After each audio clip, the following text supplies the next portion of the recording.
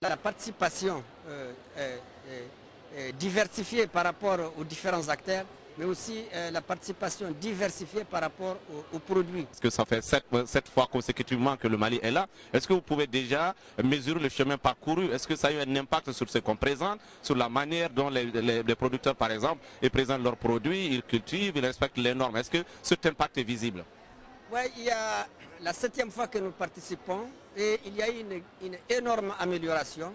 Une énorme amélioration en termes de participation d'abord, en termes de présentation des produits, mais aussi en termes de qualité des produits. Les transformateurs maliens ont amélioré non seulement la qualité du produit, mais la qualité aussi de l'emballage. Et tout cela est important parce que l'emballage reste un élément essentiel de la promotion du produit.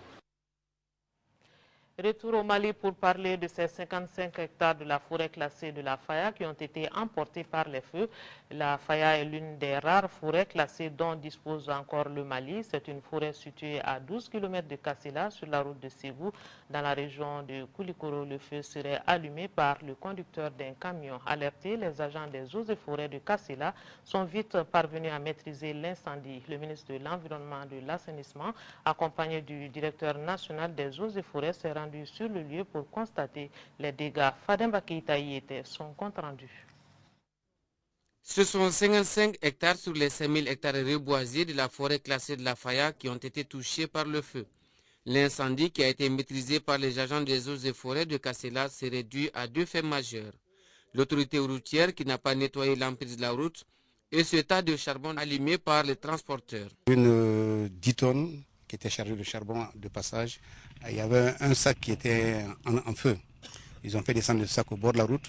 En voulant l'éteindre, il y a des braises qui ont pris le tapis herbacé qui est au bord de la route et maintenant qui a enflammé la litière de la parcelle Morel dans laquelle nous nous trouvons. L'incendie intervient au moment où le département en charge de l'environnement et ses partenaires, à travers la Direction nationale des eaux et forêts, sont à pied d'œuvre afin de doter le pays de textes consensuels pouvant améliorer la gestion de nos ressources forestières et fauniques. Je pense que ce qui s'est passé est le résultat d'une négligence. Mais il y a aussi des comportements délictueux.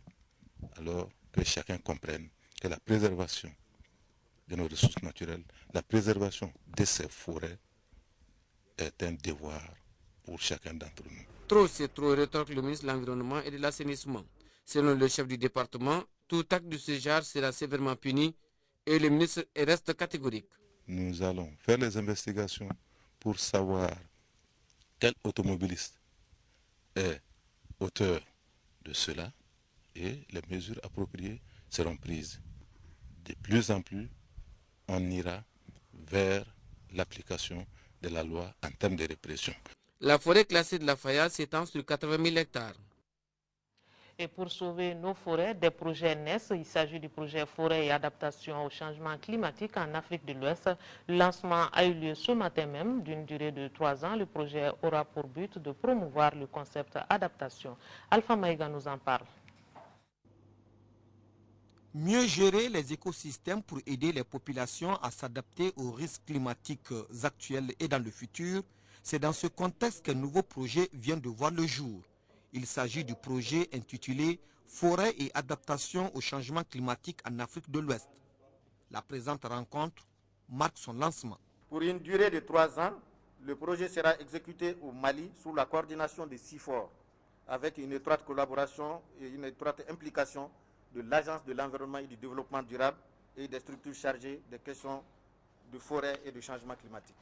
Forêt et adaptation au changement climatique en Afrique de l'Ouest a pour but de promouvoir le concept adaptation, un concept basé sur les écosystèmes.